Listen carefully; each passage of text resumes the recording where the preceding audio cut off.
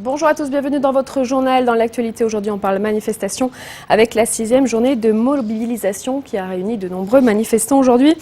On parlera également de l'action des cheminots et du manque de carburant, ainsi que de l'inauguration du centre français de Tauromachie à Garon il y a quelques jours. Et nous parlerons également aussi de la rencontre du Nîmes Olympique face à Évian ce mardi soir. On commence tout de suite avec la manifestation départementale.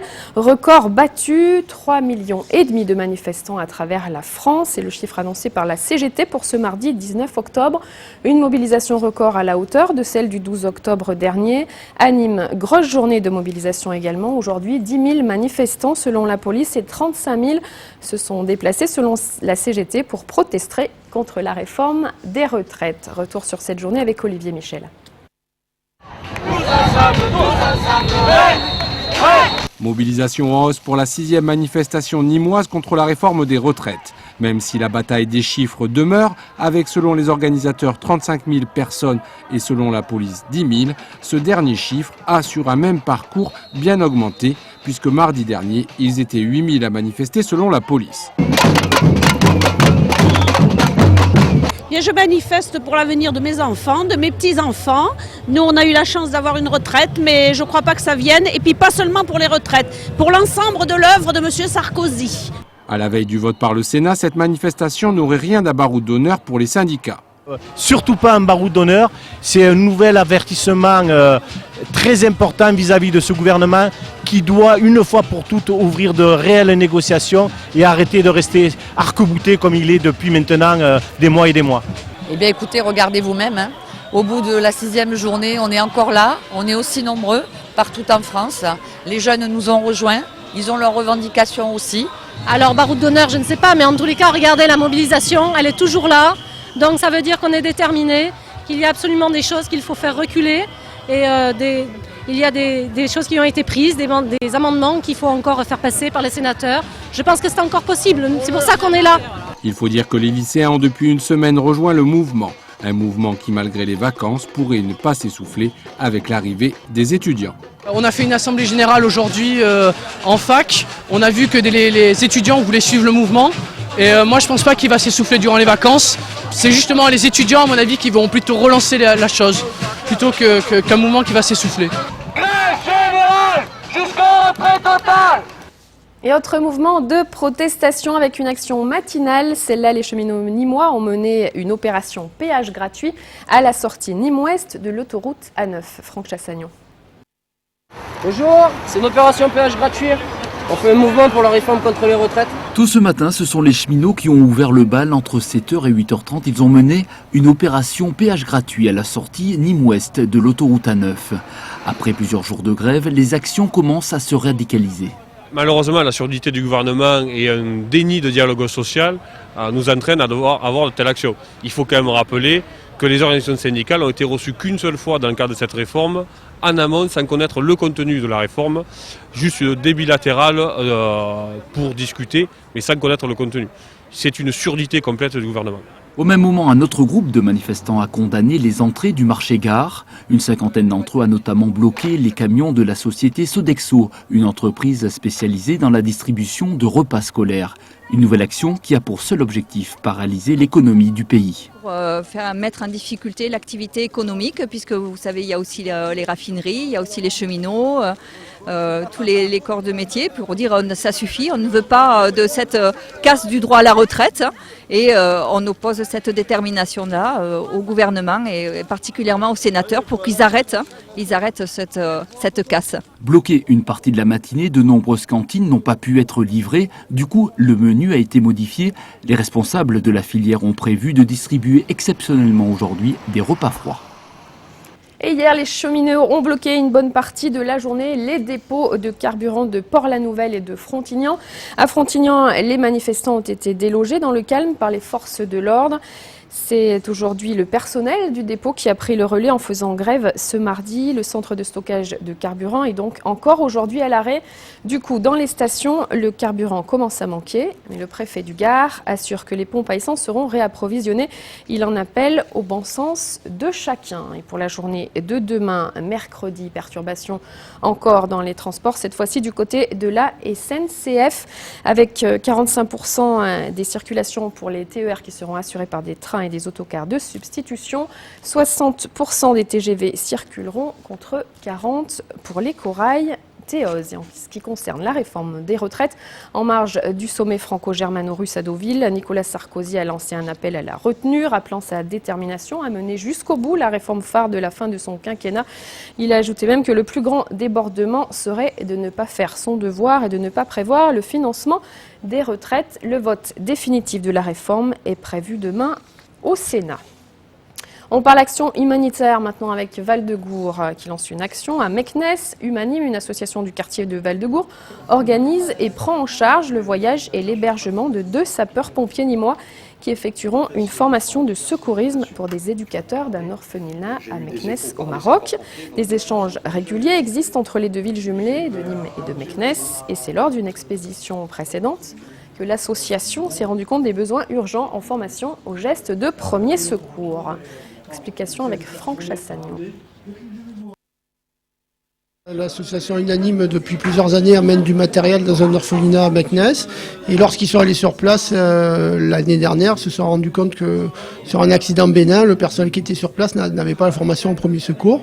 Et ils ont eu cette idée en disant que ça serait bien qu'on puisse leur apporter cette formation. Et tout naturellement, avec les relations qu'ils ont avec les sapeurs-pompiers dans le quartier, ils se sont penchés vers nous pour voir si cela était possible. Donc là-dessus, c'est un petit travail qu'on a mis en place depuis 6 mois. Et donc il fallait trouver des bénévoles sapeurs-pompiers qui veulent bien aller sur place. C'est ce qui a été fait. Voilà, 2 formateurs sapeurs-pompiers de Nîmes au premier secours, donc à Meknès, des sapeurs-pompiers bénévoles. Ils resteront une semaine sur place. Ils se préparent pour le départ qui est prévu lundi prochain.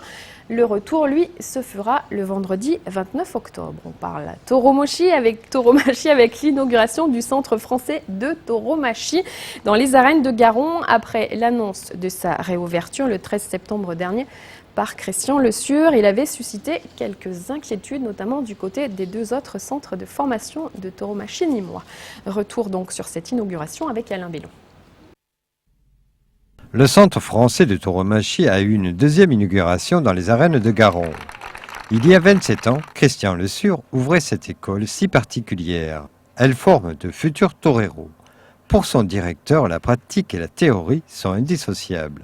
Une équipe solide répartie et choisie par les compétences de chacun, on a refondé une association pour enseigner la tauromachie, parce que nous considérons que pour enseigner la tauromachie, il faut des maîtres, des professeurs, donner un cours pratique et théorique, et enseigner l'espagnol, enseigner l'histoire de la tauromachie, une culture profonde, afin que tous les jeunes qui seront venus passer chez nous, s'ils ne deviennent pas des Denis Lauré, des Miletto et autres que j'oublie, je les prie de m'en excuser, sortent de chez nous au moins avec une culture solide, qui soient de bons aficionados et qui sachent expliquer la tauromachie autour d'eux.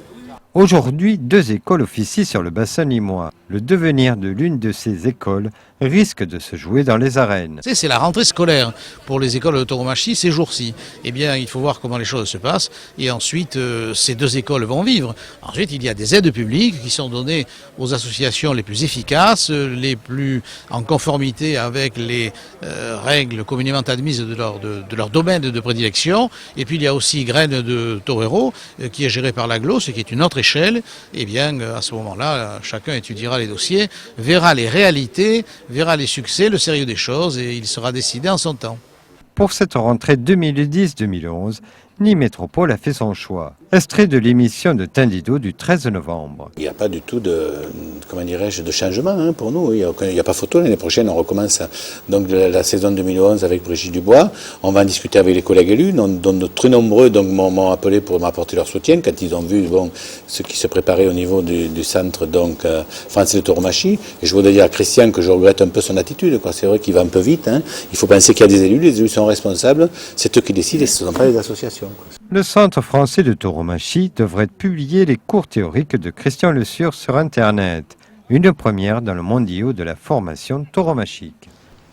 Et on ouvre une page sport maintenant avec du football et les Crocos qui jouent ce soir contre Évian pour cette 11e journée de championnat de Ligue 2. L'occasion pour les Crocos de prendre des points supplémentaires. Pour soutenir les Nîmois, le club a proposé des places à moitié prix, 4 € pour assister au match en tribune ouest des Costières. Le coup d'envoi aura lieu dans un petit peu plus d'un quart d'heure aux alentours de 20h. Nous reparlerons évidemment de ce match et du résultat dans notre édition de demain dès 19h30. On parle maintenant Belle Verte avec la Picholine. La cueillette de l'olive reine de Nîmes a débuté depuis quelques jours dans le département. Sa chair abondante, ferme et douce se déguste nature, en tapenade ou transformée en huile. Si la quantité récoltée s'annonce peu abondante pour cette année 2010, la qualité, elle en revanche, est au rendez-vous. Direction la cave oléicole de Bezous en compagnie d'Alain Bellon. À Bezous, les olives sont reines. Et chaque année, au mois d'octobre, la Picholine est à l'honneur. Depuis quelques jours, sa cueillette a débuté. Hommes et femmes sillonnent les allées des oliveraies avec comme seul ustensile une panière ou alors un équipement adapté. Car essentiellement, elle est cueillie manuellement. Pour cette année 2010, la qualité sera là. La quantité n'est pas énorme, la qualité est très belle, on a eu des beaux fruits, il a plu quand il fallait. Et à ce jour, on a rentré plus de 15 tonnes à la coopérative. Toutes les olives qui sont rentrées à la coopérative sont faites pour l'olive de bouche, tout est en AOC, olive de Nîmes.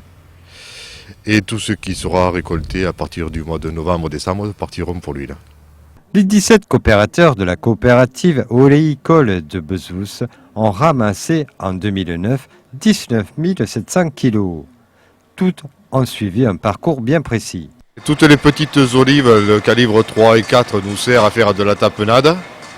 Et après les autres calibres qui sont un peu plus grosses nous servent à faire de la conserve pour les olives, de la picholine, de tout ce qui est dérivé de l'olive. Toutes les olives partent d'ici, vont aux ateliers du moulin pour être fabriquées. Après nous en récupérons pour mettre à certains petits points de vente qu'on a dans les coopératives. Après ce parcours, elles seront mises en vente.